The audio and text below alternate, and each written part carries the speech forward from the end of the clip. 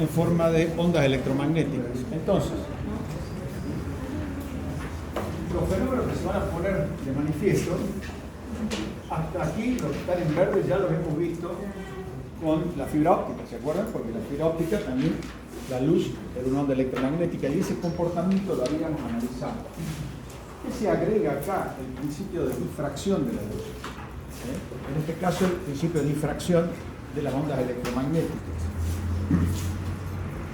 Este principio de difracción lo vamos a estudiar tomando como herramienta de análisis la ley de Hughes. Hagamos un repaso de estos fenómenos que se presentan a la hora de propagar una onda electromagnética. El primero, absorción. Acuérdense que esa onda electromagnética se enfrenta a un medio físico de transmisión cuya densidad ahora es variable. La presencia de humedad en el ambiente, en forma de gotas de agua, puede ser lluvia, puede ser niebla, bruma, etc., van a absorber parte de esa energía. Pero tiene mucho que ver, acuérdense, la relación entre la longitud de onda y el elemento que se interpone en la propagación de la onda electromagnética. ¿Se acuerdan? De esto ya venimos hablando desde fibra óptica. Entonces, fíjense que acá, si nos enfrentamos a un medio material como los metales, acuérdense que los metales tienen la capacidad de poder transmitir la corriente eléctrica. Y transmiten la corriente eléctrica justamente porque tienen una gran movilidad electrónica en su nivel de energía. ¿Se acuerdan? La banda es fácil desvincular esos electrones. Quiere decir que cuando la onda electromagnética de determinada frecuencia, en función de su longitud de onda, puede llegar a incidir a nivel de los electrones, lo que va a hacer es transferirle esa energía de la onda electromagnética y convertirla en energía cinética y movilidad electrónica dentro del metal. La energía no se pierde, se transforma, ¿no sé? ¿Y se va a transformar en qué? En calor. Entonces, si la onda electromagnética atraviesa zonas donde hay metales, gran parte de esa energía va a ser absorbida por esa movilidad electrónica, la energía cinética. Bien, dicho esto, después vemos que tenemos también problemas con las moléculas de agua. De hecho, se utiliza este principio en el microondas. ¿Sí? Quieren sacar una zapatilla, meten en el microondas y la secan. ¿O no? ¿Cuántas veces han hecho eso?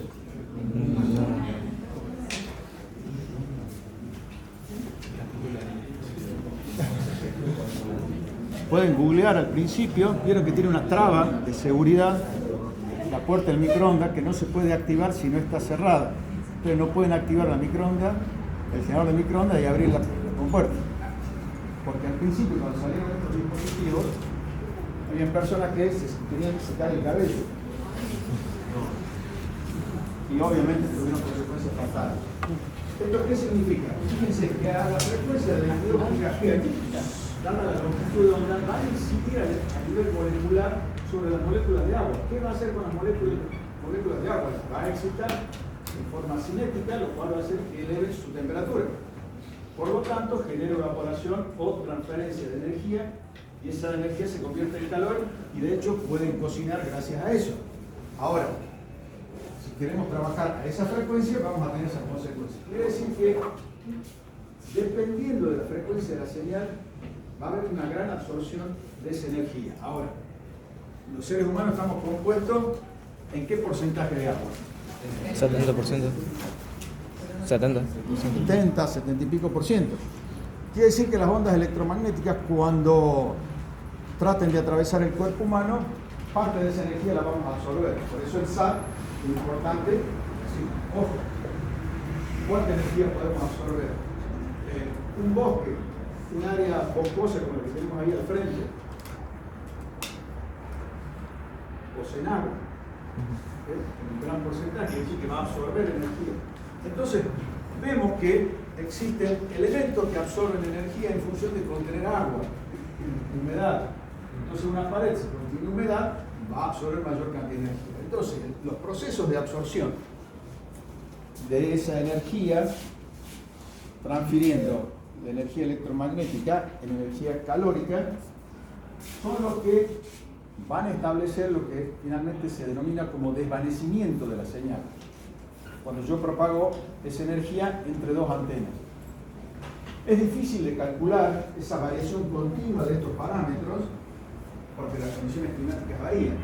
Por lo tanto, lo que se especifica en términos empíricos, prueba-error, es que con 20 decibeles de margen de ganancia para el establecimiento de un enlace, yo puedo amortiguar gran parte de ese desvanecimiento típico de la variación de las condiciones climáticas.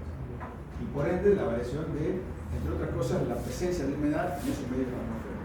Yo le dije, establecer un radioenlace, realizar un análisis de todas las variables que se ponen en juego es bastante complejo. Pero después, las fórmulas que se utilizan son fórmulas muy sencillas.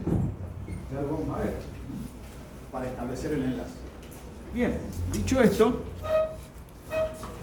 les dejo acá los famosos factores de conversión, muy útiles, y ahora van a ser más útiles todavía, porque vamos a ver cómo nos soluciona realmente el problema de los cálculos de enlace cuando hacemos uso de logaritmos. Por eso hemos hablado de decibeles, dBm. Fenómeno de reflexión. Nosotros cuando vimos fibra óptica trabajamos con la reflexión total interna, era lo deseado porque queríamos que se refleje internamente, y se hablaba de la reflexión y no tuvimos en cuenta lo que se llama la reflexión difusa, porque los medios físicos de transmisión, núcleo y recubrimiento eran especulares respecto de la longitud de onda con la cual inyectaba. Acuérdense que estaba en el orden de los nanómetros. Pero cuando ahora hacemos un estudio respecto de las ondas electromagnéticas que se van a reflejar, no van a atravesar el medio, pero lo primero que voy a apreciar es que se desfasa el campo eléctrico en 180 grados. Y eso ya va a tener un comportamiento no deseado a la hora de la polarización. ¿Se acuerdan que habíamos hablado de la polarización de las ondas electromagnéticas, que lo definía el campo eléctrico? Y por eso la geometría de las antenas tenía mucho que ver con el hecho de que la antena emisora tenía que estar polarizada respecto de la antena receptora. Lo primero que vemos es un cambio de fase, que esto va a afectar a la hora de la propagación de la señal y que se vaya reflejando. Pero a eso se le va a sumar lo que se llama la reflexión difusa. Es decir, yo puedo considerar esta superficie especular, o sea que va a haber una reflexión con un solo ángulo de reflexión en función de la longitud de onda. Si yo hablo de una onda de una longitud, supongamos de 1 kilómetro, esto es perfectamente una superficie especular. Ahora, si yo pretendo trabajar con una onda cuya longitud de onda está en el orden de los milímetros, efectivamente se va a apreciar esta rugosidad. Cuando hablamos de la luz, ¿cuál es la longitud de onda de la luz en el rango que para nosotros es visible? ¿Qué cosa? Nanómetros. Quiere decir que al principio solamente los reyes podían tener espejos, porque había que pulirlos perfectamente al orden de los nanómetros para que yo no vea una imagen distorsionada. Después evolucionó la tecnología y logramos pulir superficies a niveles nanométricos con herramientas que permitían esa evolución. Y de hecho todo el mundo ahora tiene un espejo.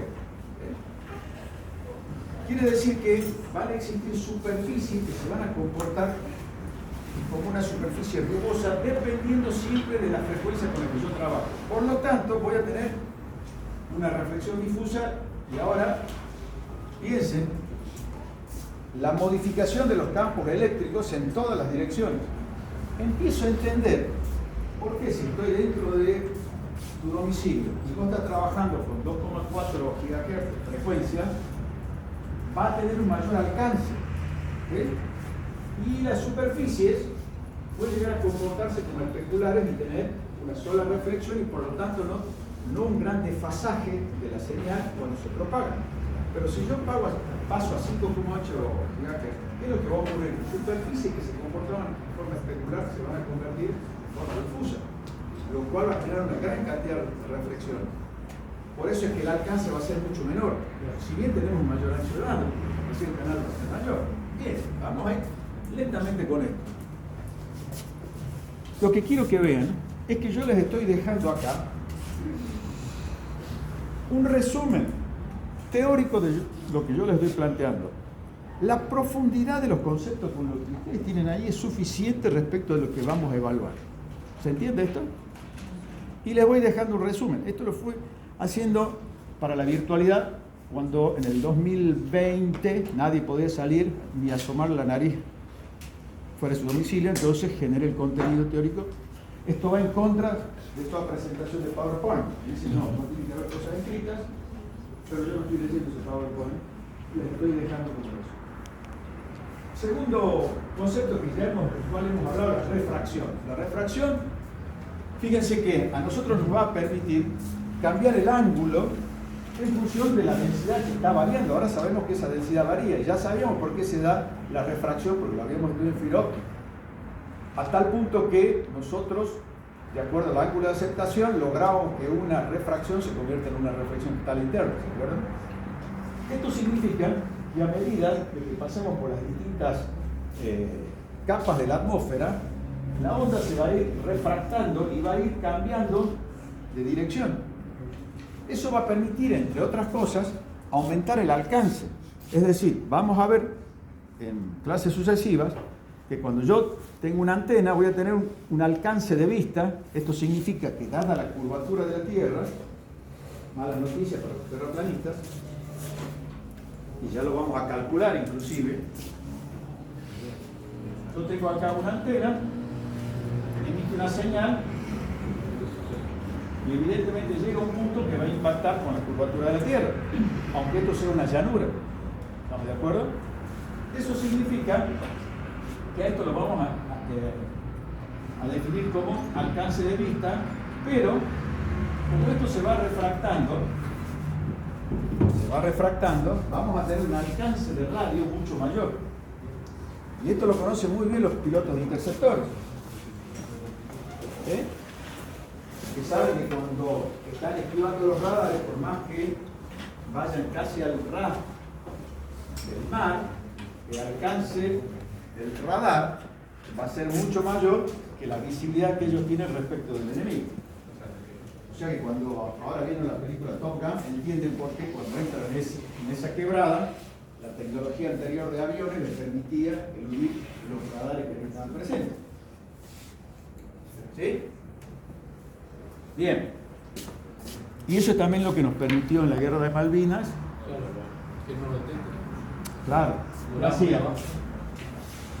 Aviones A4Q de la guerra de Corea, lo que hacían era marcaban el horizonte, marcaban el buque, daban la vuelta, ya tenían en su pretendar la ubicación, y cuando aparecían, largaban en el SOC, daban la vuelta. Y el radar no los captaba. Tomando en cuenta esa refracción de la señal, algo que hasta ese momento era imposible de hacer según los manuales de la aviación y nuestro programa. Bien,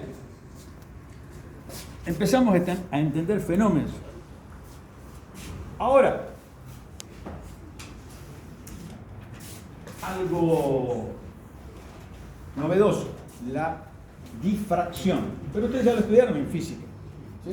Dijimos, bueno, tenemos un poco primario de esa onda electromagnética. Acuérdense que se propaga en forma esférica en todas las direcciones, ¿sí? Y lo que plantea Huygens, fíjense, en 1678, ¿cuál es su hipótesis? Que cada frente de onda primario genera frentes de onda secundarios y así sucesivamente. Esto, ¿qué propone con esta hipótesis? Que, como dijimos, mientras nadie demuestre lo contrario y yo logre obtener un experimento que confirme mi hipótesis, es válido y falsable. Después alguien descubre exactamente lo contrario, se cae mi teoría y vamos por el otro camino. Eso habla sobre cómo se propaga la luz y cómo se propagan las ondas en general, incluidas las ondas mecánicas, que se van generando estos frentes de onda. Y hay un experimento, el de la rendija, ¿se acuerdan? Es decir, bueno, si yo tengo un frente de ondas una gran longitud de onda respecto de un pequeño orificio, relación entre la longitud de onda y el orificio tiene que ser muy grande, se genera un frente de onda secundario y tendría, si no fuese la hipótesis, por lo menos hasta ahora cierta, de Huygens, yo tendría que ver solamente un impacto acá. Pero yo vuelvo a encontrar un frente de onda que impacta sobre esta superficie. Y esto inclusive es apreciable con las ondas mecánicas. Fíjense que a través de este orificio se está propagando una onda mecánica, ¿sí? Y fíjense cómo acá se forma una onda secundaria, un frente de onda secundario, y genera este entramado que desde el punto de vista de su hipótesis lo planteó Huygens en 1700, solo observando. Por eso, como decía Einstein, me he subido sobre hombros de gigantes.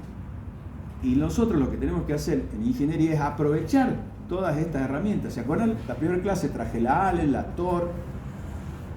Nadie les va a pedir a ustedes que desarrollen el principio de Huygens, pero como ingenieros tienen que entender cómo efectivamente estos procesos van a permitir explicar cómo se propagan las ondas. Entonces, este fenómeno de difracción ahora nos va a servir, por ejemplo, entre otras cosas, cuando una onda electromagnética se enfrente, vamos a poner aquí el puntero, fíjense, cuando una onda electromagnética se enfrente con un obstáculo, ¿qué va a pasar? Si la longitud de onda es mucho mayor que el obstáculo, supongamos ondas cuyas longitudes sean del orden del kilómetro o de los cientos de metros, por ejemplo a 1500 kHz ya tenemos ondas de esas magnitudes, las longitudes de ondas, impactan sobre un obstáculo, y lo que siempre se plantea es sobre el vértice de un obstáculo. El vértice siempre va a ser la parte más angosta de un obstáculo. Si nosotros estamos en presencia de ondas que no generan difracción, fíjense que toda esta zona no hay recepción de la señal porque la onda no se va a poder propagar en esta dirección. Si su longitud de onda es pequeña respecto del obstáculo. Ahora, si la longitud de onda es mucho mayor que el obstáculo, se van a generar acá frentes de ondas secundarios y voy a lograr, entre comillas, como se dice, que la bala doble la esquina. ¿Por qué? Se va a generar un frente secundario que va a permitir la propagación de la señal en esa dirección. O sea que yo puedo estar acá y captar la señal. Obviamente va a ser de mucha menor potencia, pero voy a captar la señal. Entonces, este principio de difracción de las ondas, en función de la longitud de onda, y acá yo lo que hice es, para que ustedes vean, se organiza fundamentalmente la gestión de todo ese espectro de frecuencias, dividiéndolo en rangos. Estos rangos, fíjense que se hablan de las distintas bandas en función de la frecuencia mínima y la frecuencia máxima, y luego van saltando de rangos. ¿Qué nos interesa de esto? Que, por ejemplo, trabajar con, supongamos, AM530, que corresponde a Radio Nacional Córdoba. 530 kHz, estaría en este rango de frecuencias medias, ¿sí? Quiere decir que la longitud de onda, fíjense que va a estar entre el kilómetro y los 100 metros.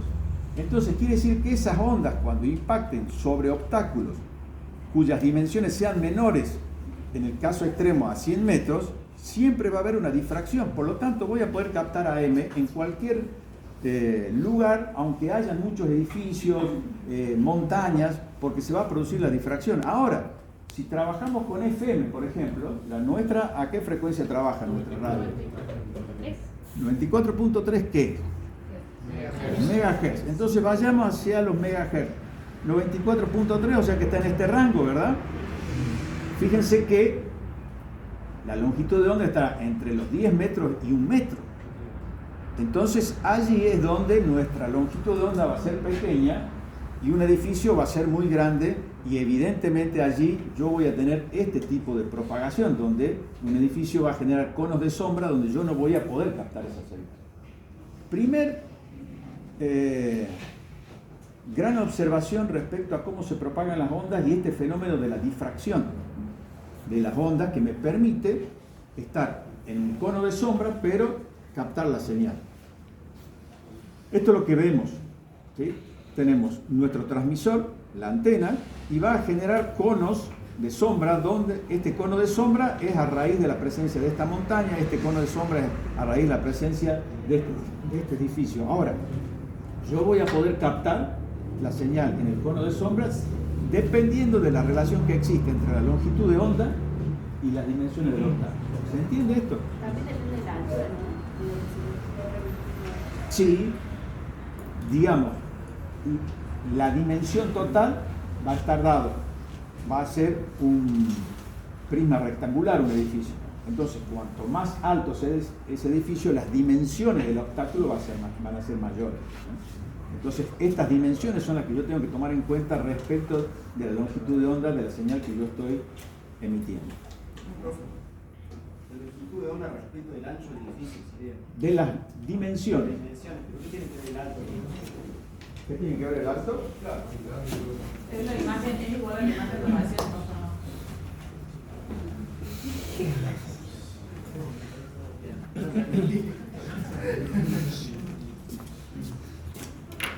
Me duele todo.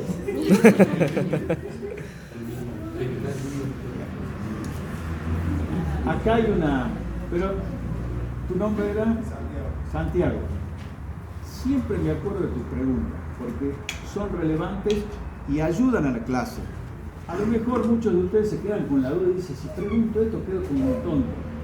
Y yo les dije, freno de mano y yo hago el tronco y tengo que explicar de algún modo. ¿Sí? Entonces siempre innovo y digo, bueno, te cayó fácil la ficha, ¿verdad?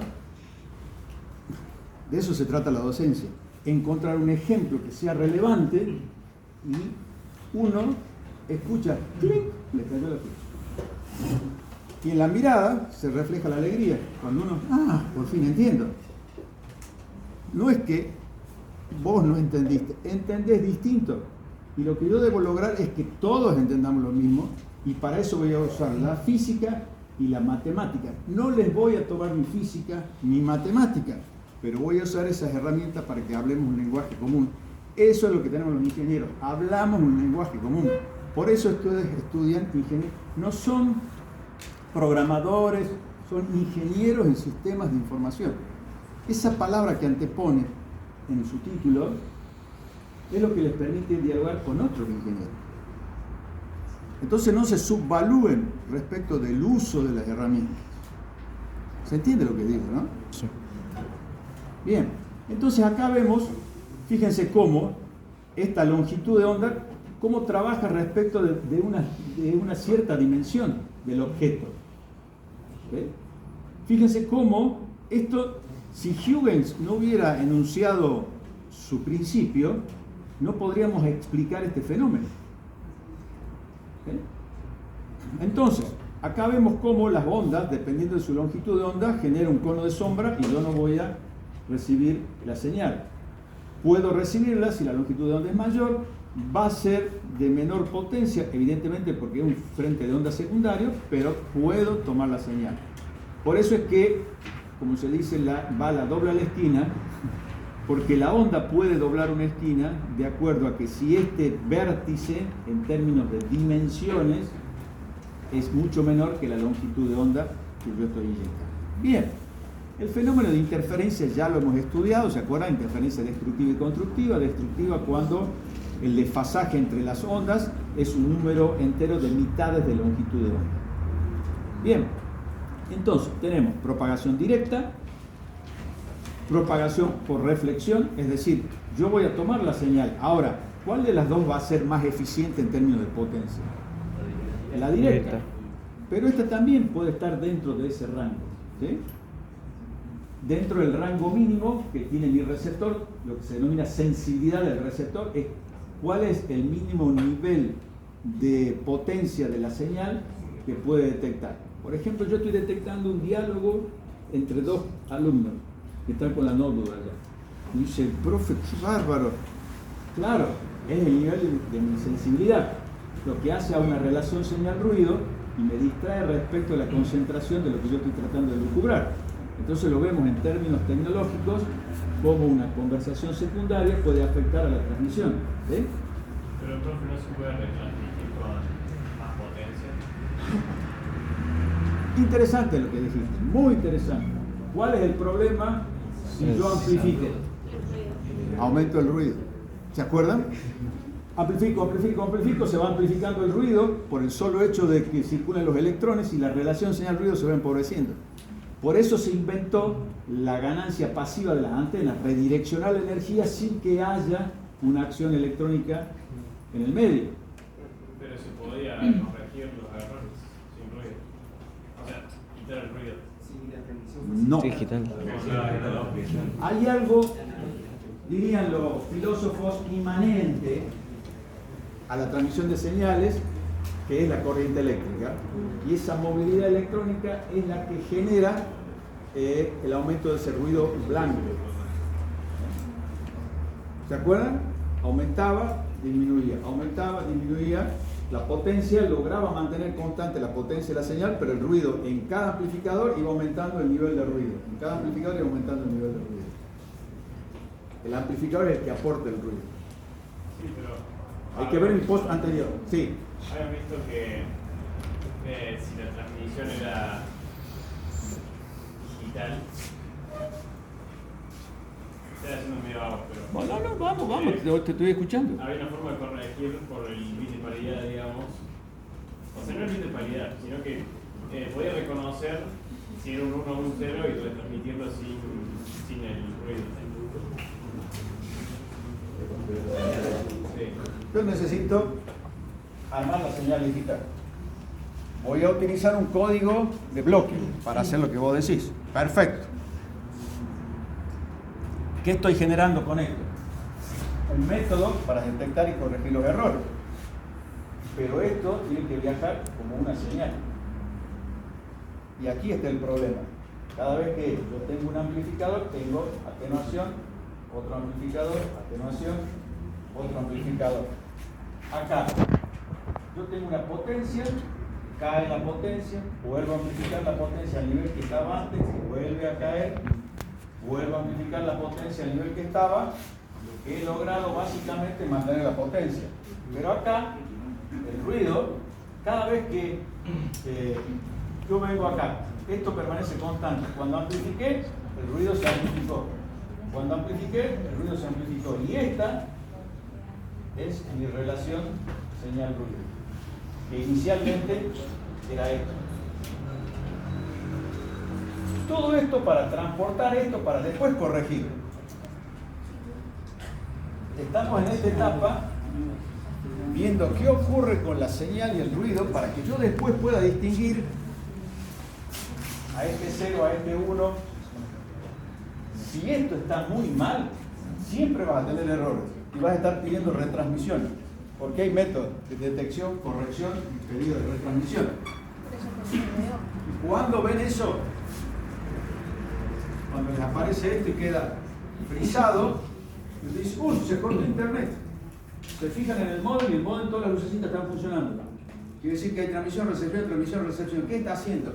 Pidiendo retransmisión del paquete. Pide la retransmisión, vuelve a llegar con error, pide la retransmisión, vuelve a llegar con error, pide la retransmisión. El problema está en el empobrecimiento de la señal. Entonces está bien lo que vos planteás, pero la solución no la tienen ustedes, la tenemos los niños. Por eso están navegando en el inframundo de los niños, como única vez, porque después ustedes van a generar estas heurísticas para resolver este problema, pero siempre deben recordar esto. Por eso esta materia, una vez que se solucionen los problemas geopolíticos que ahora en el mar de la China también, pero claro, está Taiwán. ¿Qué pasa en Taiwán? ¿Qué se produce en Taiwán? Microchips. Pasa que Todos los chips de alta calidad, el 92%, y dependemos todos de esos chips. Bien, porque lo que se frenó es la implementación de 5G a nivel planetario. ¿Quiénes dominan esa tecnología? ¿Saben ustedes quién domina esa tecnología, hardware y software? Estados Unidos quedó atrás. Por eso se armaron cosas muy extrañas en estos últimos 3 años. De pronto una pandemia, de pronto el Donbass, de pronto ahora el mar de la China. Cuando eso se solucione, va a haber una gran necesidad de ingenieros en sistemas, programadores, sacha programadores, lo que sea, para programar lo que es Internet de las Cosas. Y Internet de las Cosas no es otra que decir, bueno, se está quedando Fibrón, muy bien. Tengo un bit. Fibrón, gracias campeón, es uno de los campeones. Se está quedando sin tinta y suena en mi sí, se queda sin tinta. Variables físicas. Ustedes están acostumbrados no a programar variables físicas, ¿se han dado cuenta? Están orientados a la gestión. Ese es un nicho pequeñito. El nicho que se abre ahora es programar a cualquier dispositivo, o qué es Internet de las Cosas. ¿Quieren adquirir competencias para tener un nicho de trabajo? ¿Qué opinan? Esto va a ser relevante. Bien. Seguimos. Y les dejo el explicado. Fíjense que ahí abajo está todo. Es decir, que todo lo que estamos desarrollando es parecido al método Pavlov, que va quedando, digamos. Pero está bien, porque si no, hay mucha bibliografía que habla de esto, y lo que tenemos que hacer es, no están haciendo un curso de telecomunicaciones, sino un curso de ingeniería en sistemas, donde vamos a hablar de las telecomunicaciones y donde vamos a ver los principios básicos, pero todos estos están refrendados con física y matemática como herramientas para que sea sólida su argumentación. Bien, entonces ahora pueden entender cómo podemos llegar a esquivar una zona montañosa cuya climatología es muy variable. Ya sabemos que si llueve y hay humedad tenemos problemas de desvanecimiento. Bueno, ¿qué puedo hacer? Bueno, puedo decir, bueno, amplifiquemos, aumentamos la potencia, sí, pero la relación señal-ruido se viene abajo, y habrán visto en una montaña allá arriba un rectángulo y dicen, ¿qué hace eso allá arriba? Sí, le llevan electricidad, porque el que es un poco más avispado dice, bueno, tienen que alimentar eso allá arriba, debe ir una línea de alimentación, está en medio de la nada, pasivo. Evito que se empobrezca la relación señal-ruido, y obviamente esto tiene que ser especular respecto a la frecuencia con la que yo estoy trabajando. Ahora se entiende que no tengo reflexión difusa. Y ustedes habrán visto en el área urbana, y ahora van a ver algo así. No una superficie continua, sino como una reja. A esta hora sí una parrilla puesta en forma vertical. Y eso refleja, ¿no? Refleja. ¿Para qué sirve? Bueno, primero, que esto tiene que estar bien anclado si es una superficie continua, por las inclemencias del tiempo, viento, etc. Si yo tengo una parrilla, el aire pasa, menos resistencia al viento, un anclaje más liviano. Che, pero ¿y la reflexión? Bueno, mientras la longitud de onda la dividimos por 10 y sea... ¿No está ahí? Se desarmó. Y esto sea 1/10 de lambda, está todo bien. Se comporta como especular. Entonces pueden ya ahora salir y ver, decir, bueno, claro, con razón vi antenas que en vez de ser un paraboloide, una antena parabólica toda de superficie continua, es como una gran reja. Exacto. Por eso que ustedes lo que van a hacer como tarea son dos cosas. Las presentaciones tienen ejercicios que los vamos a ir haciendo en clase, los vamos a resolver, pero ustedes lo que van a hacer es enviar un Word. Escuchen, porque después no digan que no nos enteramos.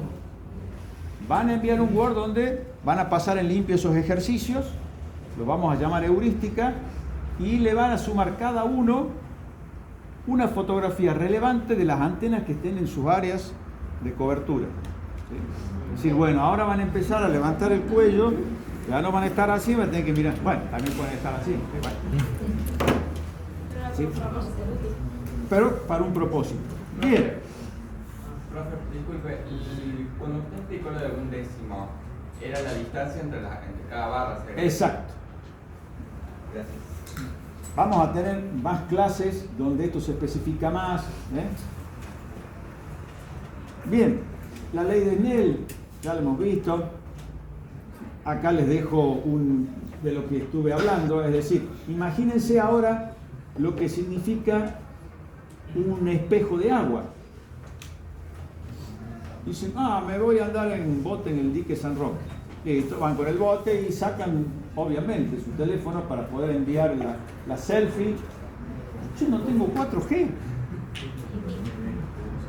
Y bueno, ¿qué van a tener ustedes?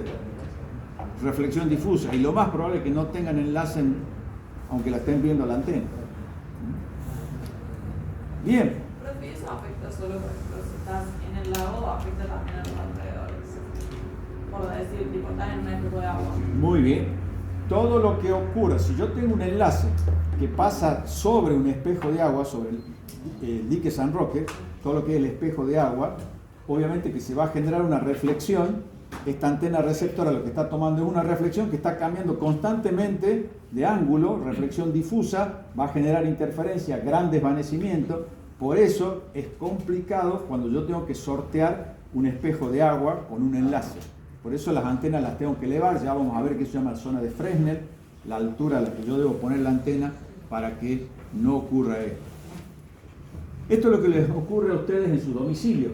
Es decir, una superficie se va a convertir en difusa cuando ustedes pasen de 2,4 GHz a 5,8 GHz para pasar de una frecuencia a otra. Entonces van a entender por qué si se van al patio, el de 5 o 8 años dice, pásate a la de 2,4, ahí funciona. Y dice, este chico, ¿cómo sabe? Prueba error. Ahora, ustedes tienen que explicarle después por qué. Y vos sabés por qué, y ahí van a llamar su atención. Pero en la medida que ustedes les sepan explicar, porque una cosa es decir sarasa, sasa, porque tal cosa, y te va a seguir mirando, pues decir por qué. Si ustedes quieren saber si van a aprobar la materia, expliquen todos estos fenómenos a un niño de 5, de 8 años, y si logran extinguir todas sus dudas, están en condiciones. Pruébenlo con sus primitos, hermanitos, hijos, que tengan. ¿No les ha pasado eso? ¿Y por qué? ¿Y por qué? ¿Y por qué? ¿Y por qué? Porque sarasa, sasa. Bien. Acá les dejo, fíjense, el súper explicado de lo que les viene diciendo. Acá hay una imagen de una antena parabólica reflectiva respecto de la longitud de onda. Fíjense que acá está trabajando con 2,4 gigas. Puse como un ejemplo, que sé que eso es cotidiano hoy para ustedes. Fíjense cómo la distancia de 1,2 centímetros entre cada una de estas barras se va a convertir en especular la reflexión para esa longitud de onda. Ahora, si pasás a la de 5,8 ya no. Bien. Difracción es lo que me va a permitir sortear los obstáculos, ¿verdad? ¿Y cuándo voy a lograr que se... Supongamos que yo ponga esta imagen nada más en un parcial y les diga, ¿por qué se puede propagar esta onda de esa forma? La longitud de onda, cuando se está hablando de difracción, sería que el medio por el que se está transportando sería de distinta densidad, tipo aplicando la ley de Snell por el tema de refracción. Porque eso sería refracción. ¿Y acá qué está ocurriendo? Difracción. ¿Sí? Tomamos por el camino equivocado. Volvemos entonces a recalcular. Es ampliamente mayor al obstáculo que está. ¿Cómo? Fuerte y claro. Y la longitud de onda es... ¿La longitud de onda de quién? Tiene que ser Señal enviada. ese niño de 5 años que los está ocultando mientras usted le explica. Si usted no le dice la longitud de onda de la señal que estoy propagando es mayor que las dimensiones de esta gran piedra que tenemos acá, ¿se entiende, no? Por eso digo, eso hace al ingeniero, ser específico, concreto, no podemos chamullar. Por eso cuando rinden en ingeniería, no saquen la guitarra, déjenla, porque es preferible, como dicen en las películas, todo lo que usted diga en su casa. O sea que me niego a declarar.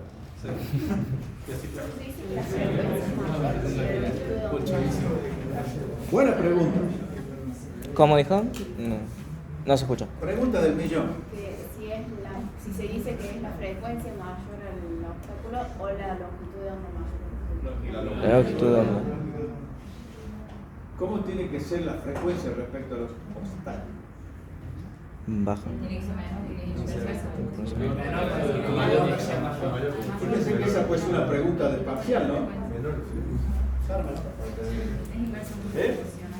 ¿Tu nombre? Luciano. Se puede expresar de distintas maneras, ¿cierto? Porque lambda que es igual. Entonces decimos, si las dimensiones del obstáculo son mucho mayores que la longitud de onda, eso puede ser una forma de enunciarlo. Otra forma de enunciarlo es respecto a la frecuencia. Para que esto sea grande, a nosotros, esta sería la frecuencia de la SPID, para que esta sea grande respecto al obstáculo, ¿qué tiene que ocurrir con la frecuencia? Entonces hay dos formas de expresar lo mismo. Pablo se domestican y siempre aplican esto. En cuanto les preguntan respecto a la frecuencia, y como ingeniero tienen que ver múltiples formas de observar la realidad para solucionar ¿qué? Situaciones problemáticas. Por eso les dije, el que haga la remera Es lo que hay. es lo que hay. Es decir, eso es la percepción. Esta realidad es la que tengo que transformar, analizar. Bien.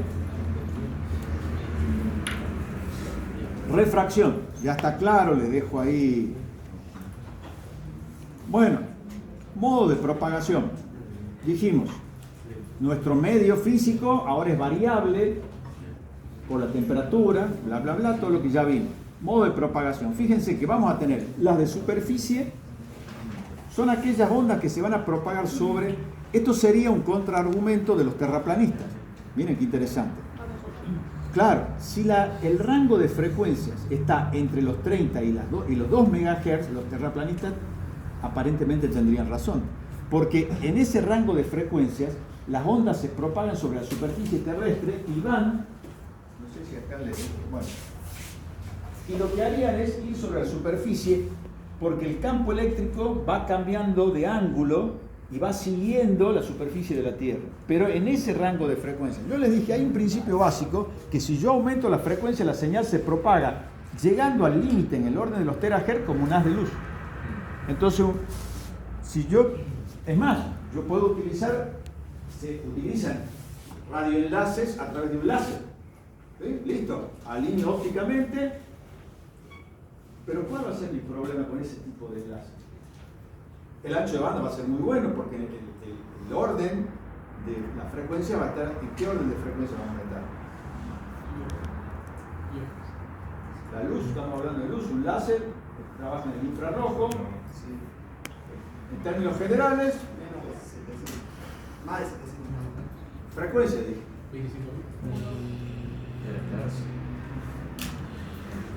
Fibra óptica. Estaba en el orden de los terahertz. Terahertz. Por eso es que terminaba hablando de longitud de onda en los nanómetros para que sea más fácil recordar. Pero el rango de frecuencia de los terahertz. Eso significa que el ancho de banda va a ser fantástico. Listo, queremos trabajar con radioenlaces, con láser y olvidémonos de toda esta historia. Pero ¿cuáles van a ser las longitudes de onda asociadas a esa frecuencia? De nanómetros. Y si ahora se nubla Cae. o hay bruma, hagan eso en Londres. Bueno, acá en Córdoba no tenemos casi siempre espejo perfecto, pero en Londres están ustedes a las antenas alineadas y abajo viene un carro choripán y ese humo sube. ¿Qué creen que va a pasar con su enlace? Se cae. Ustedes se ríen. Pero puede pasar. Sí. Pero me han llamado urgente porque habían enlaces que estaban transmitiendo, entre otras cosas, cotizaciones de valores de bolsa, que por minutos cambia todo, ¿verdad? Entonces cuando se les corta el enlace se desesperan y lo buscan al niño en lo que, tomá, ya te paso por la... tu CBU, vení, ya urgente. Enlace, obviamente, vía láser. Me iba acercando y ya veía cuál era el problema. Un gran piquete, cubiertas que se quemaban. Y me pagaban, ¿eh? Este es el problema. ¿Y ahora? Y el ingeniero del sistema que estaba a cargo del centro de cómputo y qué sé yo. Ingeniero, ¿por qué no quedamos? No, los hackers, que seguramente la compañía...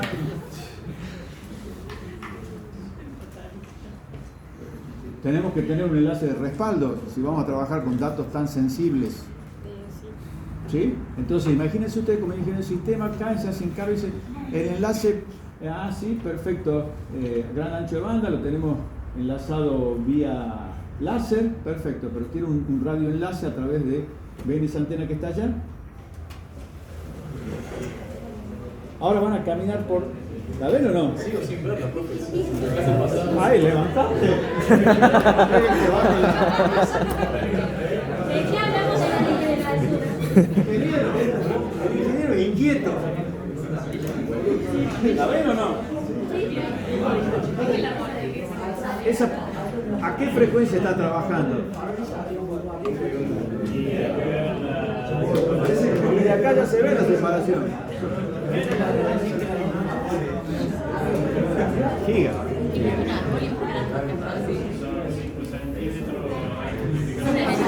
Dividirlo. Tenés que dividir.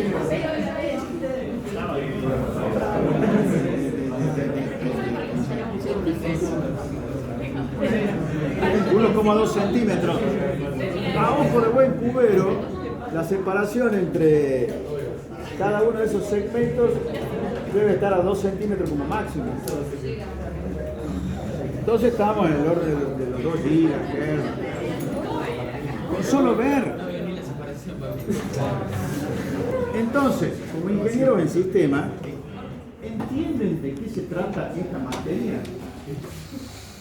Entonces, tenemos ese solo enlace y estamos en la cotización de Bitcoin, tenemos acá una granja, estamos minando y nos estamos conectando directo con un gran ancho de banda, se nubla y perdemos enlace y perdemos mucha plata, ¿o no?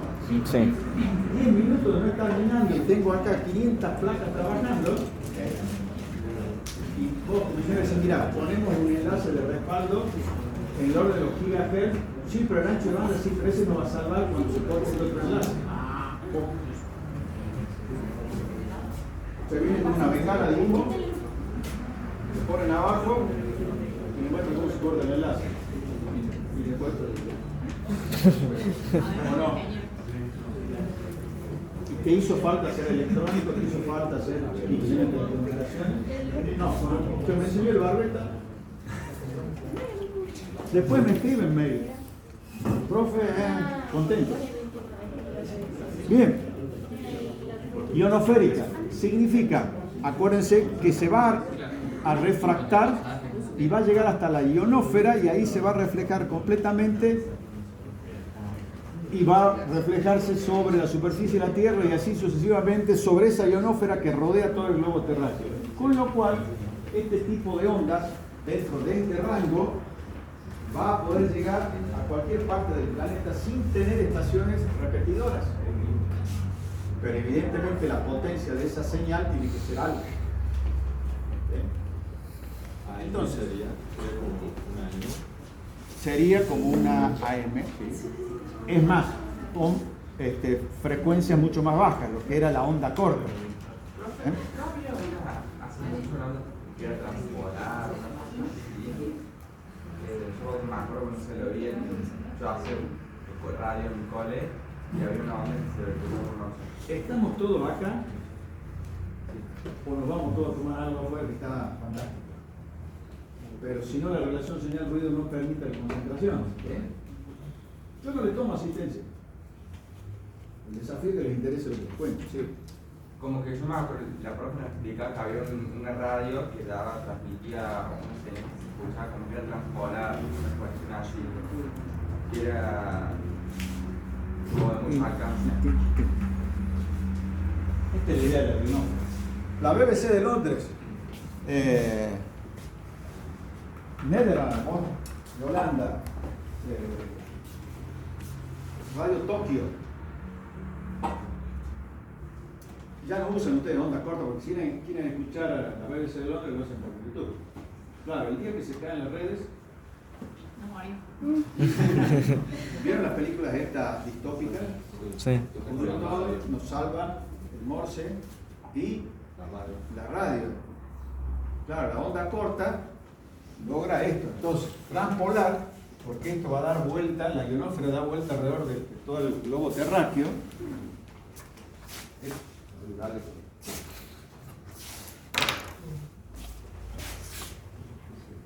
La ionosfera y evidentemente la reflexión hasta llegar a la otra antena. Transpolar porque puede dar la vuelta completa. Y encima la ionosfera baja de altura cuando se hace de noche, porque se enfría. Cada salto en la reflexión puede llegar a tener hasta 3.200 kilómetros. Por eso avanza mucho. Y cuando baja la ionosfera, llega aún más lejos. Pero la potencia de la emisora tiene que ser muy elevada. Por eso es que hay potencia para horarios diurnos y horarios nocturnos. En horario nocturno tienen que bajar la potencia porque si no nos cocinan. El SAR, de nuevo. Bien, vamos para atrás. Pero sé que ustedes son ansiosos. Bien. Luego, les dije, si seguimos subiendo la frecuencia, claro, ¿qué va a ocurrir? Vamos. Fíjense, onda espacial. Desde los 30 GHz en adelante, lo que va a ocurrir es que se va a propagar en forma rectilínea. Entonces, a esa la vamos a aprovechar para atravesar la atmósfera que no sea reflejada en la ionosfera y pueda atravesar. Por eso después vamos a ver en una diapositiva que como en las fibras ópticas existían ventanas de transmisión, ¿se acuerdan? Que se esquivaban las bandas de absorción. Bueno, acá va a ocurrir lo mismo. Les armé una diapositiva. Entonces voy a tener tres formas básicas de propagación. La que nos hace tener problemas con los terraplanistas son las de superficie, ¿sí? Pero si aumentamos la frecuencia de la señal, vamos a tener la ionosférica, a ver que tengo el puntero, sí, la ionosférica, y luego la propagación espacial. ¿Eso qué significa? Que puedo o apuntar a un satélite o puedo tener un radioenlace con este tipo de frecuencias, se llama enlaces a la vista, por eso es L mayúscula OS, enlace a la vista. Significa que yo puedo trabajar a altas frecuencias, pero voy a tener que enfrentar a esas antenas alineadas ópticamente. Ya lo vamos a ir desarrollando. Bien. Onda de superficie, cómo el campo eléctrico va variando, y esto a los terraplanistas les dicen, ¿vieron que esto es plano? Pero si aumentamos la frecuencia, acá tenemos la longitud de onda, les dejo este cuadro porque es relevante ver la relación entre la longitud de onda y la frecuencia. ¿Qué significan las siglas? En la banda baja. Frecuencia baja, frecuencia media, alta frecuencia, muy alta frecuencia, ultra alta frecuencia, super alta frecuencia, extra alta frecuencia. Claro. Bueno, acá les dejo de lo que vine hablando, ¿sí? Claro, en otro curso, yo siempre pienso en ustedes, pero en este curso nadie me preguntó.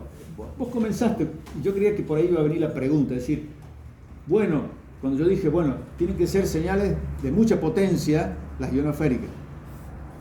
Y me dije, pero ¿cuánto es mucho, profe? Mira, ahí están las potencias. Quiere decir que más vale que yo me aleje de plantas transmisoras, porque estamos hablando. ¿Sí? En cambio, en FM yo llego a poner 1 kilovatio y no queda nadie acá, porque en FM están trabajando con el orden de los vatios. ¿Sí? Entonces, decir, bueno, hay organismos en Argentina, son entes reguladores de esas potencias, se regulan las potencias máximas con las cuales voy a transmitir esas señales.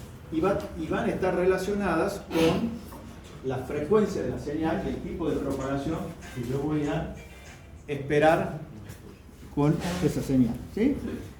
Acá pueden ver la relación que va a existir entre las dimensiones de la antena y la frecuencia con la que yo voy a trabajar. Habitualmente una relación concreta es que la antena, para que sea eficiente, tiene que ser la mitad de la longitud de onda de la onda que yo estoy pretendiendo propagar. ¿Sí? También se puede trabajar con un cuarto de longitud de onda, pero ya empiezo a perder eficiencia. Pero claro, si bueno, te han dicho, bueno, ¿por qué hay antenas chiquititas y otras antenas, unas torres de comunicación?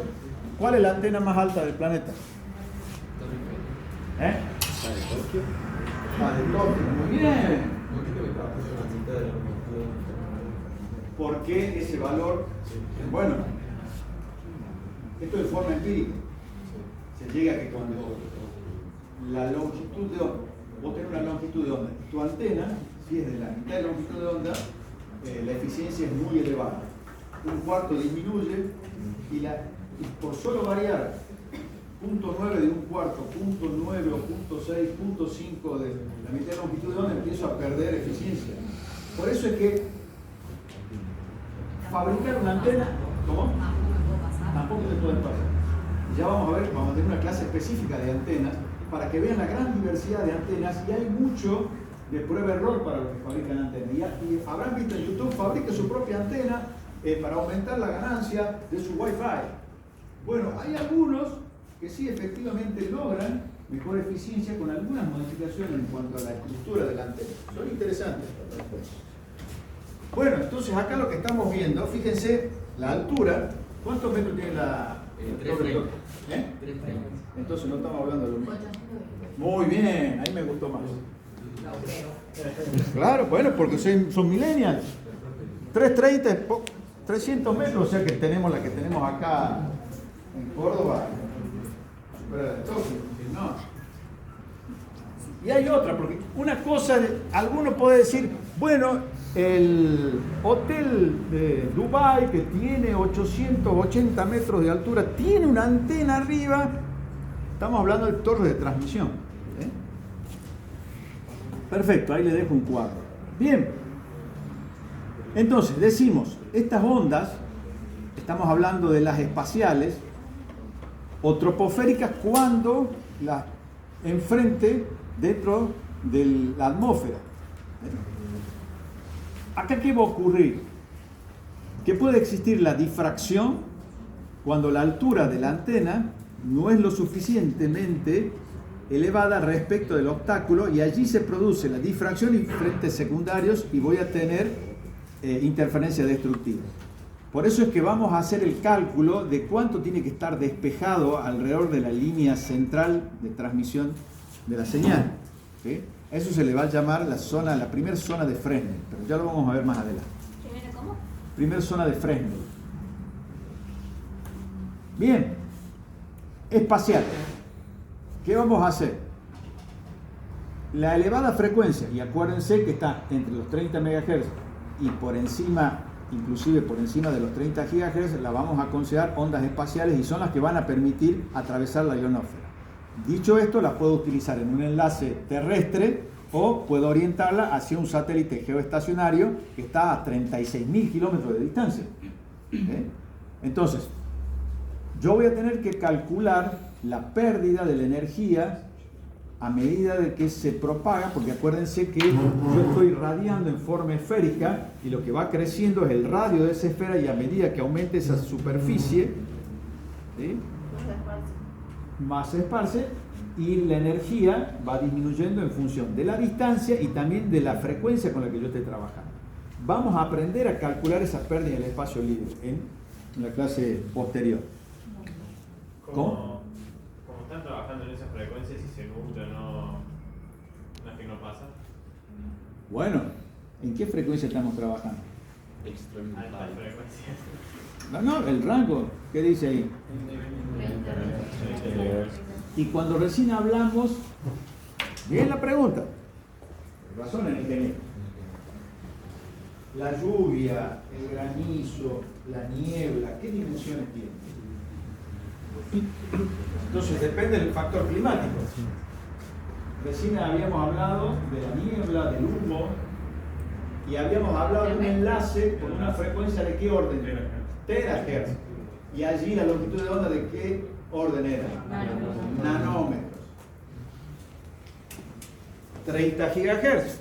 Vuelvan atrás de sus teléfonos inteligentes. Por eso les puse esto.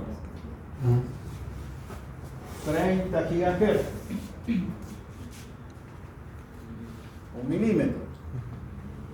Bueno, si hay bruma de dimensiones de 1 milímetro, ¿qué bruma? Eso podría ser el garrotillo. ¿Conocen el garrotillo?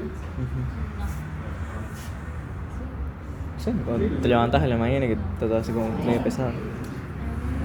Lo bueno es una zona montañosa. Claro, no sé si viene del valle, nomás tiene el garrotillo. Bueno, ahora sí, pero ¿qué es el garrotillo? Contale, doctor.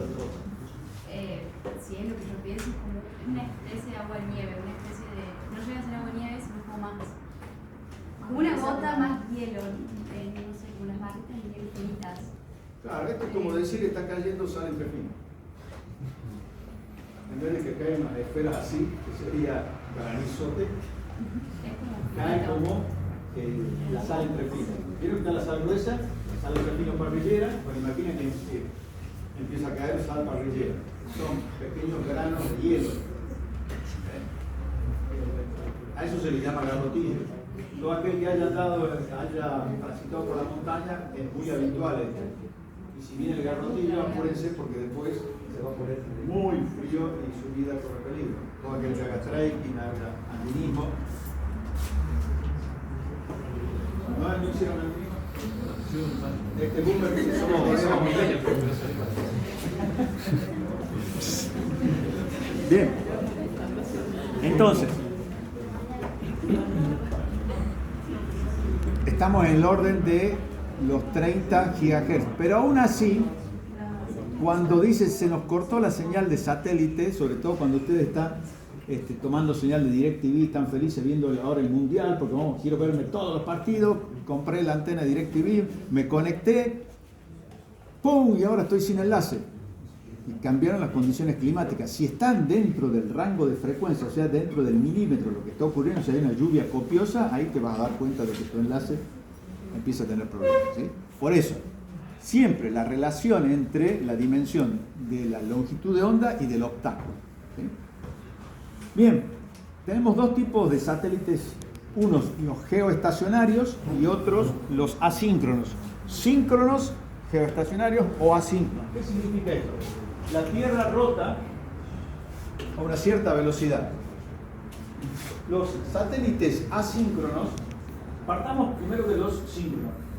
Significa que están a 36.000 kilómetros de distancia de la superficie de la Tierra. ¿Esto qué le permite? Le permite al satélite orbitar a la misma velocidad angular que orbita la Tierra. Por lo tanto, por eso se llaman geoestacionarios. Siempre está ahí. Rota conjuntamente con la Tierra. Ventaja, la antena tiene que estar fija porque siempre lo estoy viendo el satélite. Si yo tengo una órbita menor, el satélite en una órbita menor, su velocidad angular es mucho mayor que la de la Tierra, o sea que gira más rápido que la Tierra. Por lo tanto, yo estoy en superficie de la Tierra y lo que veo es que aparece por el horizonte y se pierde, aparece por el horizonte y se pierde. Por eso Elon Musk que armó una constelación de satélites. El Starlink, claro. ¿Okay? Para que vayan apareciendo y yo los vaya tomando. Y si tengo una gran constelación de satélites, puedo llegar a tener antenas fijas. De lo contrario, tienen que tener telemetría, seguir al satélite. Seguir al satélite. De órbita media, de órbita baja, y tienen distintos tipos de aplicaciones, ¿sí? Los geoestacionarios son los que se utilizan para las telecomunicaciones. Y las telecomunicaciones son las que nos permiten a 36.000 kilómetros iluminar una gran superficie de la Tierra.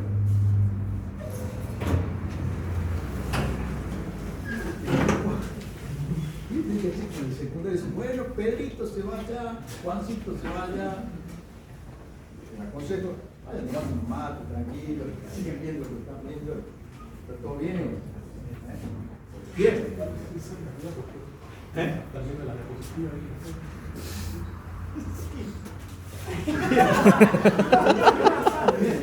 Sigamos.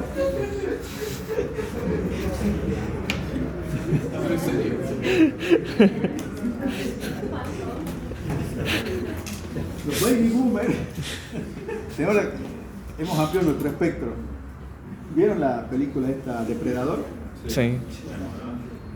Yo creo que he desarrollado La viste Cazador. claro, el infrarrojo y el ultravioleta. Bien. Este satélite geoestacionario tiene la particularidad que su área de cobertura es muy grande. Normalmente se lo llama pisada del satélite, el cono de sombra del satélite, en definitiva es el área de cobertura del satélite. Son muy importantes porque con 3 satélites geoestacionarios cubro el planeta, porque son 3 antenas reflectoras en definitiva. El mismo principio de lo que ustedes ven en las montañas y ven un panel. Lo que hace es reflejar la señal. Ahora, el satélite, aparte de esto, tiene sus celdas fotovoltaicas que le permiten tener energía porque a su vez lo que hace es cambiar la frecuencia de la señal. La señal asciende a una determinada frecuencia, el uplink, y tiene otra frecuencia de bajada. ¿Para qué hacen esto? Para que el que transmitió una señal sepa si el satélite está retransmitiendo lo que envió. Y allí sí lo divido en paquetes, digitalizo, como tiene un código de acceso, yo lo que hago es escuchar el canal de bajada y si mi paquete bajó. Si mi paquete no bajó, quiere decir que el satélite no lo tomó y vuelve a enviar el paquete, hasta que tomo la salida. Esto, hay distintos métodos de acceso al satélite, al logo ranurado. Lo importante, le cambia la frecuencia. Por eso se llama transpondedor o transponder. Por eso cuando ustedes ven las películas, están yendo en el avión, cruzando el Atlántico y dice, se cortó la señal del transponder. Y claro, tenemos que estar preocupados porque es la que le está dando su posición relativa. Con 2 satélites geoestacionarios cubrimos todo un continente, con 3 satélites del planeta. O sea, gobernamos las telecomunicaciones, aquel que posee esos satélites. ¿Quién los posee? Argentina, miren, por eso cuando nos dicen somos un país inviable, somos un país lo que fuese, y hay peores apelativos, yo les digo, como les dije, cuál es la diferencia entre la MIT y la FRC. La actitud de la ¿Cómo? La actitud de los que están en cada lugar. La actitud de los que estamos acá. Si eso puede ser una falacia, ¿por qué estamos en este grupo selecto? Y fíjense que acá es la Unión Europea. ¿Quiénes son los que tienen tecnología para fabricar sus propios satélites, software y hardware? En ese grupo selecto está. Aquí tenemos ARSAT 1, ARSAT 2, y en algún momento se dijo que era lanzar heladeras al espacio. Por eso hay que tener cuidado. Tienen ahora más responsabilidad respecto de la tecnología. En algún momento se dijo que ¿Cómo? En algún momento se dijo que Google, cuando se lanzaba el satélite ARSAT 1 y ARSAT 2, alguien dijo que es como lanzar heladeras al espacio. Google. La estrategia de poseer nuestra propia tecnología. ARSAT 3 se ha reabierto el programa que se lo había paralizado para tener los 3 satélites geoestacionarios. Bien, dicho esto, ¿cuál es el problema en apurarnos en tener nuestros satélites geoestacionarios? Todos orbitan alrededor del Ecuador, a 36.000 kilómetros, pero alrededor del Ecuador. Ahora, tenemos 360 grados solamente y debemos dejar ranuras para que no haya interferencia entre satélites. Quiere decir que entre 2 y 3 grados, dependiendo de la potencia y uso del satélite, quiere decir que el número es limitado. ¿Y cómo hacemos para definir qué países van a poner satélites, que es un número finito de satélites alrededor de la órbita geoestacionaria? En su propio espacio. Bueno, había un sacerdote que decía, ¿cómo hace con la limosna Padrecito es un cuento, digamos, que viene. Dice, yo tiro para arriba y lo que agarra Dios es de él y lo que cae es nuestro. Cuando dice, ¿cómo hacemos para definir qué países van a poner sus satélites? Bueno, están disponibles. ¿Quién pone sus satélites?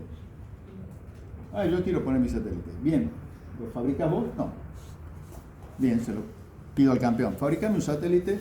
Sí, vas a tener que esperar. ¿Cómo? Obvio. Te puedo alquilar un satélite. Te alquilo un satélite, te alquilo. Por eso es importante la autonomía, la tecnología, el desarrollo autónomo. Argentina tiene otro potencial, que es el desarrollo de la energía nuclear. Desarrollamos reactores nucleares pacíficos para investigación, para generación de energía. Tenemos la capacidad de enriquecer agua pesada, que es lo que enfría los reactores, la segunda etapa, y podemos cerrar el ciclo con la extracción de uranio. Pocos países en el mundo tienen esos tres elementos. Entonces, a la hora de definir qué tipo de país somos, tengan cuidado en calificarlo con sustantivos peyorativos, ¿eh? Por eso digo, somos responsables del conocimiento que adquirimos. Somos responsables. Esta es una universidad gratuita. Los de afuera nos están bancando acá, ¿verdad? Debemos ser un 15% de la población total que está acá. Pero todos ponen, para que estemos acá gratis. Quiere decir que tenemos responsabilidad a la hora de definir a nuestros campeones, ¿o no? ¿A quién elegimos? Bien. Cuando decimos potencia, y ahora entendemos, fíjense, dB vatio, significa que la potencia está referida a ¿qué? A un vatio. Perfecto. 47 dB vatio. ¿Cuántos vatios más o menos es? Entre 40 y 50, 5 0 o 4 0, 10.000 o 100.000, ¿o no? ¡Wow! Ahora, quiere decir que esta línea de nivel lo que nos dice, acá tienen 47 dB vatios, pero a medida que me voy alejando, la pisada obviamente, fíjense cómo va disminuyendo. Entonces, ¿dónde voy a poner mi antena? Ya empiezo a entender. Nuestro ARSAT 1, ARSAT 2, ARSAT 3 está en construcción, lo habían discontinuado y ahora nuevamente vuelve. Acá les dejo las órbitas, desde los geoestacionarios hasta los de órbita baja, órbita media y distintas aplicaciones. No hace falta que ustedes, sí, la distinción simplemente para entender. Por ejemplo, Argentina SAOCOM. ¿Saben qué es SAOCOM? Bueno, googleen. ¿Quién está a cargo de la telemetría? Una ingeniera en sistemas formada en la tecnológica. Googleen. Sistema de 2 satélites de observación terrestre de la Agencia Espacial de Argentina, CONAE. ¿Cuándo fue lanzado? El 8 de octubre de 2006. Bueno, ¿se dan cuenta de la tecnología que disponemos? A nivel de radares, fabricamos radares. ¿Saben lo que significa fabricar nuestros propios radares? Significa que si yo le compro los radares a Juancito, tiene una tecnología que depende de Juancito. ¿Sí? Y si no, ¿qué pasó con la turbina de Siemens, que está en Canadá, que tendría que estar en el gasoducto? Bien, por eso la autonomía tecnológica es fundamental para una nación, y es fundamental porque no se construye de un día a otro, se construye día a día con todos ustedes. Quiere decir que ese ingeniero en sistema que está operando la telemetría del SAOCOM fue formado en la Universidad Tecnológica, en la FRC. Entonces eso llena de orgullo, ¿sí? Porque nos hace más independientes. Ahora, si después lo tiramos por la borda, ya es otra decisión. Pero somos responsables. Después no digan que no saben de qué se trata, ¿eh? Bien, acá tienen las ventanas. Fíjense cómo, dependiendo del rango de frecuencias, se va a reflejar en la ionósfera, va a poder atravesar la ventana de radio. Fíjense que está entre los 30 GHz y 30 MHz. Yo puedo atravesar esto. Esto es fácilmente observable Ahí les dejé todo de lo que venimos hablando. Esto es fácilmente observable. Ya le puse una diapositiva más adelante para que ustedes vean que con este tipo de fenómenos ustedes están observándolos constantemente y toman decisiones y van a ver que es muy común para todos. Esto que parece que el Barreta ahora nos está hablando de cosas extrañas. Vamos por parte, como dijo Jack. ¿Qué me interesa de lo que es la relación vía satélite? Simplemente que ustedes conozcan cuáles son las bandas en las que se trabaja con los satélites. Banda Q, banda K, banda C, y fíjense que tiene frecuencias, distintos rangos de frecuencia, tanto para el canal de subida como para el canal de bajada. Hasta ahí lo único que me interesa es que sepan respecto de los satélites, ¿sí? Vamos a ver de que existen mayores frecuencias para los satélites, rangos de frecuencia, bandas de frecuencia, pero son para uso militar, etc. Aquí está, subimos el uplink con 6,4 GHz, fíjense, se le cambia la frecuencia para poder distinguir claramente si la señal que yo envié está siendo retransmitida, porque si la envié a 6,4 GHz, estoy escuchándola a 4,2, y si mi paquete está bajando, quiere decir que ha sido retransmitido. De lo contrario, sigo intentando el enlace. Bien. ¿Cómo andamos de tiempo, referido? 12:33. Bien. Vamos a hacer lo siguiente. Esto continúa. A ver. Esta es la número. Porque tenemos el problema. Bien. ¿Cómo? ¿Seca en qué sentido? ¿Del cerebro? Sí. Porque este curso lamentablemente tiene menos días de clase que otros por los feriados. Entonces, en otros, si bien ustedes han tenido en la otra etapa ventajas por tener más tiempo, y esto va cambiando.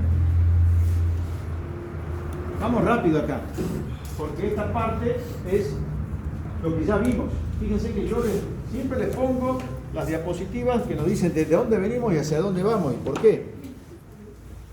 ¿Qué dijimos? Lo único que incorporamos en este nuevo circuito son las antenas, que son los transductores, los que antes eran los fotoconversores en la fibra óptica. Esas antenas, la ideal, la isotrópica, es la que propaga la señal en forma esférica ideal, pero no se pueden construir. Son ideales. Luego vamos a tener una antena receptora, con las mismas características.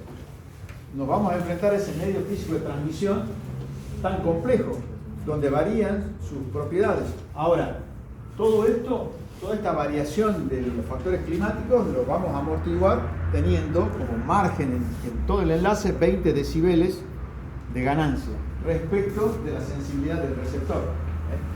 Eso nos va a permitir desentendernos de las condiciones climáticas. Si yo hago todo el cálculo del enlace desde el transmisor hasta el receptor, supongamos que me da menos 10 dBm la potencia que yo estoy recibiendo, ¿qué implica que sea de menos 10 dBm?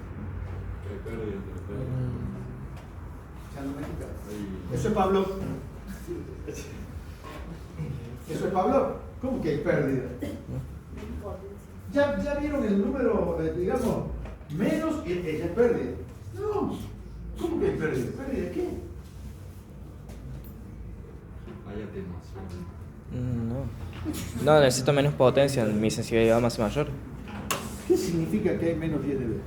Dijeron pérdida, dijeron atenuación. Que una antena más sensible. Yo les digo, en el bolsillo tengo menos 10 dBm pesos. ¿Dónde? O dB pesos. ¿Qué significa dBm? Menos 10 dBm. Que en relación de un microvatio tiene. ¿Cómo? Bien, corre.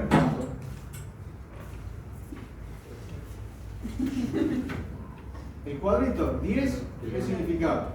100, ¿qué significaba?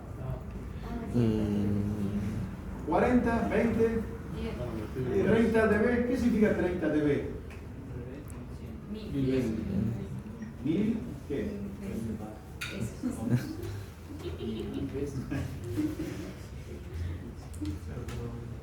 Que la relación es de 1000 veces, puede ser mayor o menor. Si es menos. Bien, en este caso, menos 10 dB tiene que ser rápido. ¿Qué me está diciendo? ¿La unidad de referencia cuál es? El milivatio. O sea, ¿cuánto tengo? ¿Y eso cuánto es? Como un milivatio. ¿Qué? Milivatio. Bien. Entonces, ¿por qué me hablaron de atenuación, de pérdida? No sé. Bueno. Si yo llego al receptor con menos 10 dBm, pero mi sensibilidad es de menos 70 dBm. ¿Qué significa? Alguien dijo que va a perder. Va a perder la regularidad.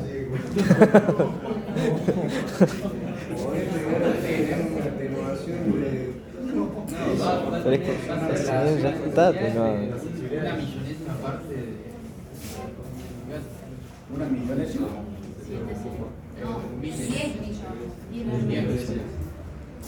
10 millonésimas partes de un milivatio, que lo podemos pasar a microvatios. Llevar a microvatios, ¿cuánto sería? Ah, por eso le dejé la tabla de 10 micros.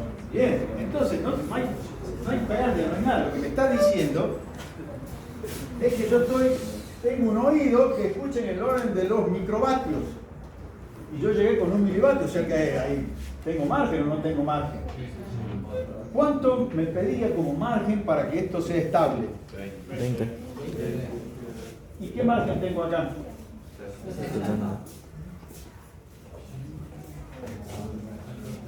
60 ¿qué para empezar?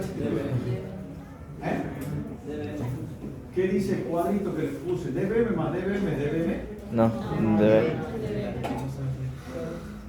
Ya lo rindieron, ¿eh? Puedo buscarlo en el aula virtual y ver qué nota tienen, ¿eh? Uy.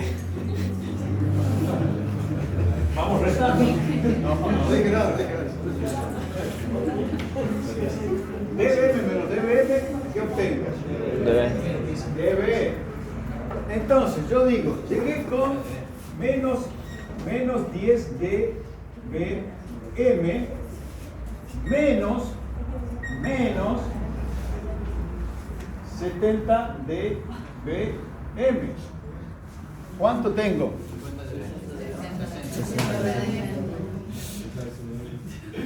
Bien. ¿Es estable o no? Sí. ¿Saben de dónde sale esta historia, no? Para eso vimos toda la primera parte y los que dice con los dB, que no puedo ver esto con aquello, que si es dB, con dB me da dB, si es dBm, con dB, ¿qué me da? Bien, ¿quién dijo dB? Bien, dijiste dB. Siga participando. Por eso, ya saben, a las 3 de la mañana tienen que despertar como un. Bueno, tu hermana va a estar chocha. A la hora que vos quieras despertarme, que te haga pregunta. ¿dB más dBm? ¿O no? Ah, ¿qué implica que tengas menos 70 dB? ¿Qué perdí? No, perdiste la oportunidad de bien. Entonces, ¿va a ser estable el enlace? ¿Por qué?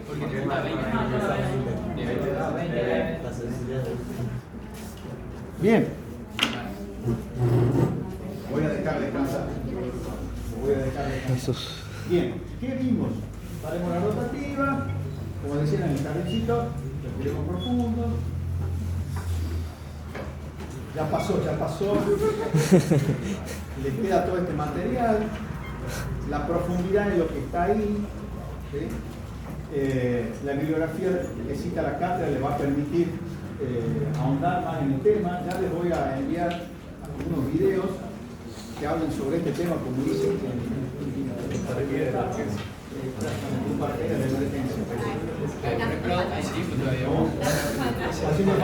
Por favor, desde ahora no, como preparar la mochilita. A ver, Esto que es totalmente novedoso para ustedes, los enlaces vía ondas electromagnéticas.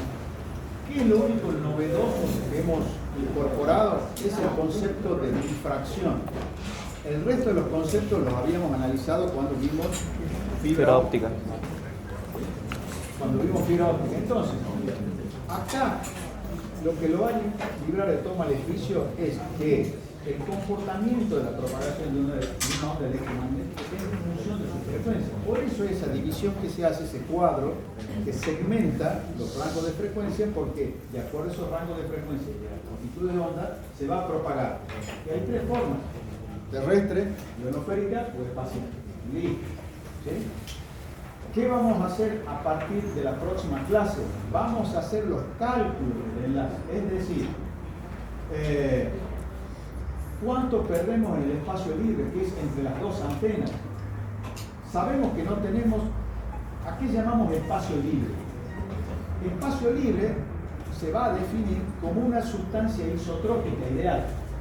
Sabemos que la atmósfera no es isotrópica, pero ¿qué vamos a hacer?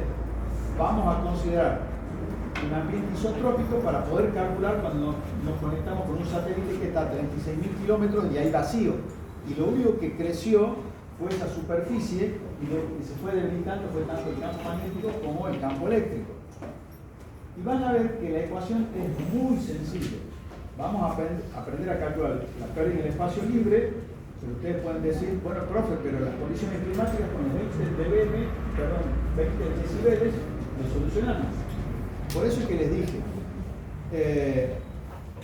los conceptos que tenemos que explicar y sortear para realizar los radioenlaces son muy complejos, pero las ecuaciones son muy sencillas, porque dijimos, todo este problema del desvanecimiento de la señal por la variación de las condiciones climáticas, que es tan cambiante, con 20 dB ya lo solucionamos como margen de ganancia. Siempre lo tengo que tener como backup. Luego, ¿qué tengo que considerar? La pérdida del espacio libre, que va a estar en función de la distancia y la frecuencia del luz. Entonces esa pérdida sí la voy a tener que restar de ese presupuesto de enlace, porque es como ir a comprar al supermercado. Salí con 10 dBm. ¿Qué significa que salí con 10 dBm de la potencia del transmisor? Saliste ganando. No, de nuevo. ¿Tu nombre? Juan Ignacio, pero está muy bien que vos digas salí ganando, porque yo te tengo que hacer ver por qué no estamos hablando ni de ganancia ni de pérdida. Pero está muy bien que lo digan, ¿se entiende, no? Es para que entremos en un juego y nos divirtamos todos. No nos vamos a reír de alguien, sino que nos vamos a reír de nuestras propias limitaciones y cómo lograr entender todo exactamente lo mismo. ¿Se entiende? Sí. Si yo digo 10 dBm, lo único que estoy diciendo es que con respecto a... Bien, finalmente salió que tengo 10 milivatios de potencia de salida, porque va a ser 10 veces mayor a la potencia de referencia, que es el milivatio. No gané nada, no perdí nada. Salí del bolsillo con 10 milivatios del transmisor. Voy a perder en el cable de los conectores hasta la antena. Perderé unos ciertos dB, 3 dB, supongamos. Ganancia pasiva de la antena, que se mide en dBi, o sea que ya la puedo sumar, se suma como si fuera un dB, supongamos 10 dBi, y luego voy a tener la pérdida de espacio libre que se va a dar, y la vamos a calcular en dB. Listo. Si es pérdida de espacio libre en dB, salí, supongamos, salimos con 10 dB, menos 3 dB que ya perdí en el cable, más 5 dBi que sumamos por la ganancia de la antena, menos, supongamos, 140 dB que perdí en el espacio libre, más 5 dBi que sumé en la antena, receptor en ganancia, menos la atenuación en el cable conector que me conecta la antena con el receptor, otro menos 3 dB. ¿Con cuánto llegué? Con 100.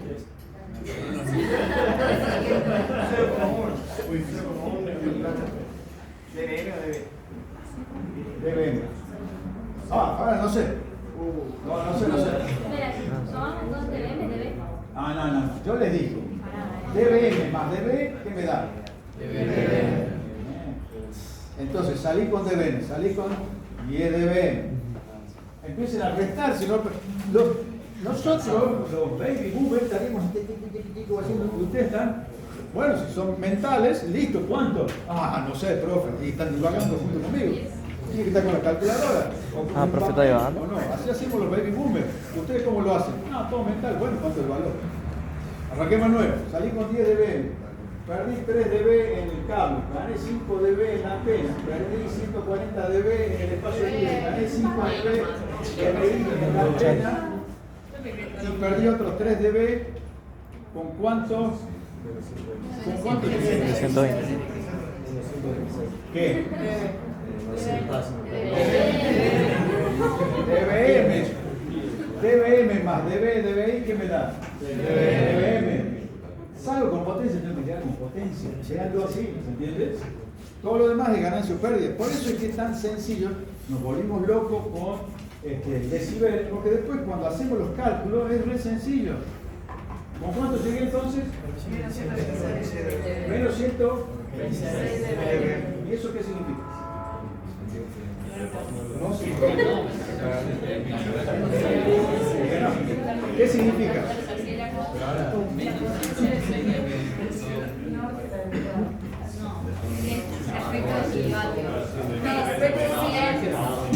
Es que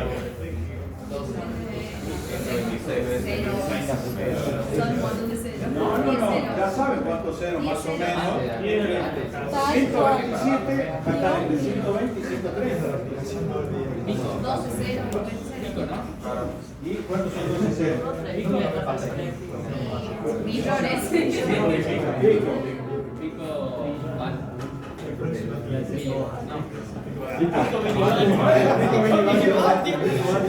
Bien, entonces, por eso les puse la tabla. Significa que llegué con un valor 120, 12 ceros. 1, 2, 3, 4, 5, 6. 1, 2, 3, 4, 5, 6. Hasta aquí hay 12 ceros, entre 12 y 13 lugares, ¿verdad?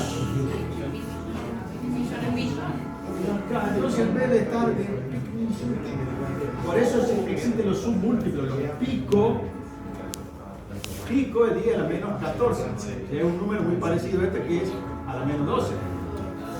Por eso existen los múltiplos de submúltiplos, para que no se nos haga una bola la lengua y no podamos pronunciar la mini.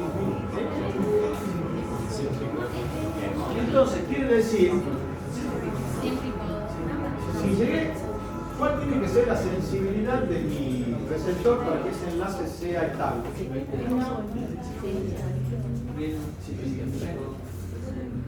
Díganme el valor, no me...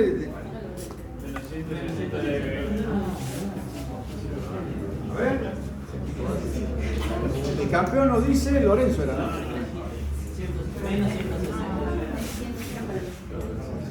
No, perdón. Llegamos con menos, ¿cuánto nos dio? 126. Bien. Para que el enlace sea viable, ¿cuál debe ser la sensibilidad de nuestro receptor? 20 dB. No. Menos 146 dB.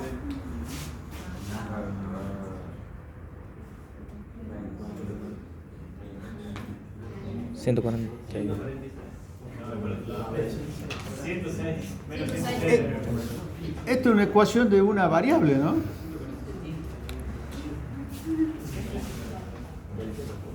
Menos sensibilidad del receptor. Todo eso tiene que ser igual a qué? 20 dB. ¿Qué tengo que despejar? Menos 106. ¿O no? Ya lo vamos a ver, clase subsiguiente, pero lo que yo quiero que aprecien es que todo se va a resumir a eso, a una cuenta de supermercado. Por eso se llama presupuesto de enlace.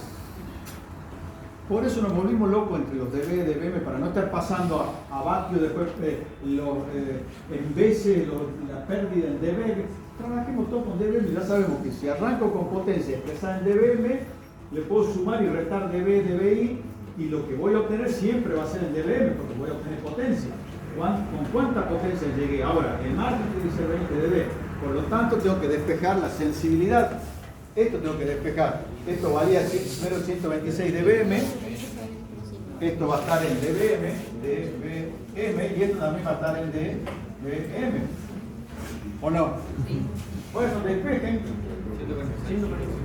146 ¿qué? dBm. 146 dBm. Menos. Ah.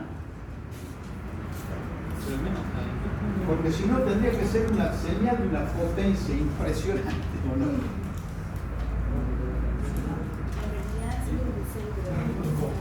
Bien. Todo eso lo vamos a ver a partir de la clase que viene. ¿Okay? Tienen el material, vayan leyéndolo.